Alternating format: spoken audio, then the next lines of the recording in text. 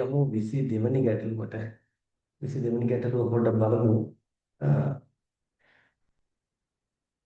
ඒක කියනවා ඒකාකාර තොරණෙන් ගමන් කරන කාර්යයක් නිරීක්ෂණය කළ විට ඒ තත්පර 10කදී 500 මීටර ගමන් කරයි. ඊළඟ තත්පර 10දී 700ක් ගමන් කරයි. කාර්ය නිශ්චලතාවයෙන් ගමන් ආරම්භන ලදී. නම් නිරීක්ෂකයා දකින විට ගත වී ඇති කාලයත් එවිට විස්ථාපනයක් සොයයි. මේ වගේ එකක් කියමු ගමන්. ටග්ගල රූප සටහනකට යන්න බලන්න. රූපයක් ඇඳගෙන අපි මේ බලමු එතකොට ගොඩක් ඒවා තේරෙන්නේ. දැන් මේ කියන විදිහට මෙහෙම නෙවෙන්න ඕනේ. මම ඇන්දොත් එහෙම. දැන් නිශ්චලතාවයෙන් ගමන් අරබන්නවා. එතකොට u බිඳුවයි. එතකොට t සමානයි බිඳුවයි කියලා ගමු මෙතන. ඔන්න. නැත්නම් මෙහෙම ගමු දැන්. මෙන්න දකින්න අවස්ථාව ගැන හිතන්න. දකින්න අවස්ථාවේදී එතන ඉඳලා තප්පර 10ක් තුල මෙතන ගන්න තප්පර 10ක් එහෙම ගමු අපි හොලින් තප්පර 10ක් තුල මීටර් 500ක් යනවා. ඊළඟ තප්පර 10 තුලත් යනවලු මීටර් 700ක් නේද? 700ක් මීටර යනවා කියලා කියන්නේ. ඒ තප්පර 10ක් තුල. හරිනේ. මම මේක A B C D කියලා ගන්නවා. ඒකාකාර තොරණෙන් යන්නේ. මේක වැදගත්. එතකොට අපිට මේ AB ගත්තත් BC ගත්තත් මේ CD සියල්ලම එකම ඒ තොරණේ යන්නේ. මේක තප්පරසොත්. මෙහෙමනේ තියෙන්නේ. එහෙමනම් දැන් අපි අපෙන් අහන්නේ මේ දකින විට කාලය කොච්චර ගිහිල්ලාද කියලා. මෙන්න මේ මෙතන කාලය අපි T කියලා හිතමු. ඒ කියන්නේ A සිට B ට යන ගත වෙච්ච කාලය T කියලා. ඒ සිට B දක්වා යන ගත වෙච්ච කාලය හොයන්න නම් ආරම්භක වේගය දන්නවා. තව භෞතික රාශි දෙකක් හොයාගන්න වෙනව නේද අපිට? ආරම්භක ප්‍රවේගය දන්නවා. මේ ත්වරණය හොයාගත්තා නම් හරියි. තව මෙතන ඕනනම් මේ මොහොතේදී වේගය මේ මොහොතේදී වේගය කියන්නේ B වල අර AB චලිතයේ අවසාන වේගයනේ. BC චලිතයේ ආරම්භක වේගය කියලා කියන්නේ AB චලිතයේ අවසාන ප්‍රවේගය. තේරුණාද? හරිද? ඒකත් හොයාගත්තා නම් හරි. ඒ නිසා මම ඉතින් මෙහෙම කරන්න. මේ දුර ඊට පස්සේ මේ සමස්ත දුරක් දන්න නිසා BC චලිතයට මම මුලින්ම දාන්න. BC ට C ට චල සමීකරණයක්. ඒ අපිට හොයාගන්න ඕනේ. මෙන්න මෙතන ප්‍රවේගය මම දාගන්නම් v කියලා. ඒකත් හොයාගත්තොත් හරියි. එහෙනම් BC චලිතයට මෙතන BC චලිතේ මෙන්න මේ අවසාන ප්‍රවේගය ගාව ගන්න ඕනේ නැති නිසා අවසාන ප්‍රවේගය නැති S සමාන ut දාන භාගයට වර්ගය දාන්න නේ. භාගයට වර්ගය දාන්න. S කියලා කියන්නේ 500යි. U කියන්නේ v. t තප්පර 10යි. තප්පර 10යි. ධන භාගයයි a 10 වර්ගය. හරි. මේක සුළු කරගත්තී මේ බිඳුවක් කැපිලා යනවා. හරි නේද? ඒක අපි ඉස්සෙල්ලා ගම කරගත්තොත් 50 සමානයි v ධන මේ මොන 50යි 5යි කියලා ගත්ත හැකියි. මෙතන 10ක් කැපිලා ගියාම 10 බෙදීම දෙක 5යි. 5යි අංක දෙක කියලා ගන්න.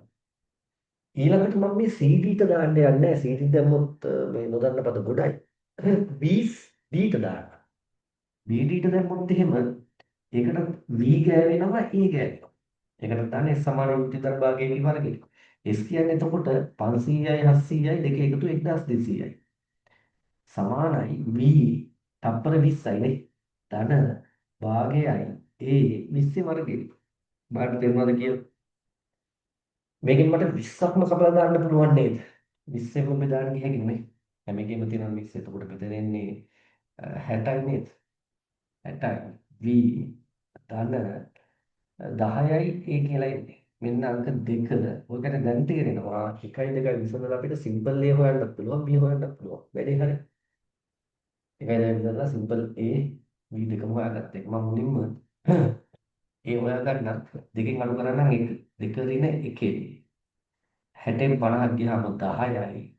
මේ ටිකෙන් මේක අඩු කරන්න ඕන v වලින් b යනවා 10යි a වලින් 5යි ගියාම 5යි a නේ. එහෙනම් a සමානයි 2යි m මෙෂින 2යි කියලා එනවා. ඔන්න තොරණේ හොයාගත්තා. b හොයාගත්ත හැකි එකෙන් 50 සමානයි v ධන 5 වරක් a කියන්නේ 2යි කියලා හොයාගත්තා. එහෙනම් v කියලා කියන්නේ 40යි නේ. 40 m මෙෂින 1යි. දැන් අපි මෙතන ප්‍රවේගය දන්නවා. තොරණයක් දානවා. දැන් AB චලිතය ගැන හිතලා අවශ්‍ය අහන දේවල් හොයාගන්න පුළුවන්. අහන්නේ බලන්නකො දැන් තෝරන්න මම පෙන්නන්නම්කෝ මේ අහන දේ මොකක්ද කියන එක මේ බලන්න. අහන්නේ නිරීක්ෂකයා දකින විට ගතිවේදී කාලයත් එවිට විස්ථාපනයත්. නිරීක්ෂකයා ඒ දකින විට කාලය කියලා කියන්නේ මෙතන ඉඳලා මෙතෙන් යන ගත වෙච්ච කාලයනේ. ඉතින් අපිට AB චලනයක දාන්න පුළුවන් චලන සමීකරණයක්. A සිට Bට අන්ත මේ පැත්තේ කියන්නේ. A සිට Bට වදා අවසාන ප්‍රවේගය දන්නවා u බිඳුවයි. තෝරණයක් ගන්න නිසා v සමාන u ධන at විස්ථාපනය ගාව ගන්න ඕනේ.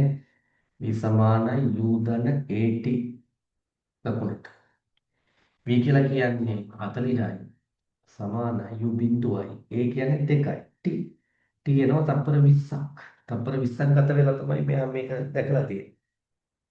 දැන් අරම එපිට විස්ථාපනයක්. ඊට විස්ථාපන කරන්න තව සමීකරණයක් ගත්ත එක උනන් s සමානයි u ධන v බෙදීම 2යි t. සමානයි u ධන v බෙදීම 2යි t නේ. හරි නේද? s කියන්නේ කෝණි, u කියන්නේ බිඳුවයි, v කියන්නේ 40යි, බෙදීම 2යි t තත්පර 20යි. එතකොට එනවා 400ක් එනවනේ. මීටර 400ක් ගිහිල්ලා. මේ සරලයි. ඒව හදලා පොඩ්ඩක් පුරුදු වෙන්න. එතකොට මේ ගැටලුවක් වෙන්නේ නැහැ. අපි ඊළඟ ගැටලුවට යන්න එහෙනම් බලන්න. ඊළඟ එකේ මොකක්ද කියන්නේ බලන්න. ඔව්.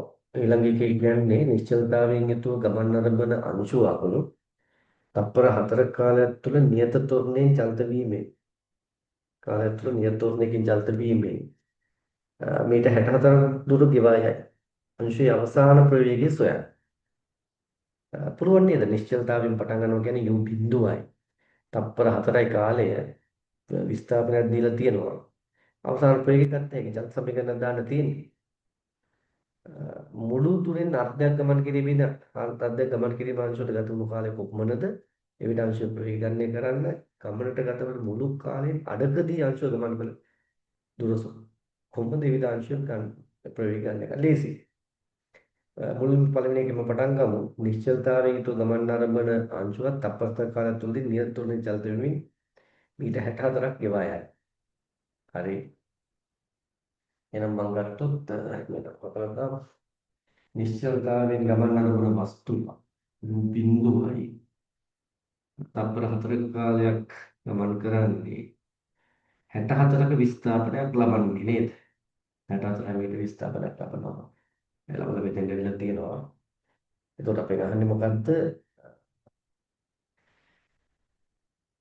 අංශුවේ අවසාන ප්‍රවේගය කොහොමද කියලා නියත තොරණෙන් ගමන් කරනවා කියලා දීලා තියෙනවා නේද? නියත තොරණේ අපි ඕනනම් A කියලා දාගමු.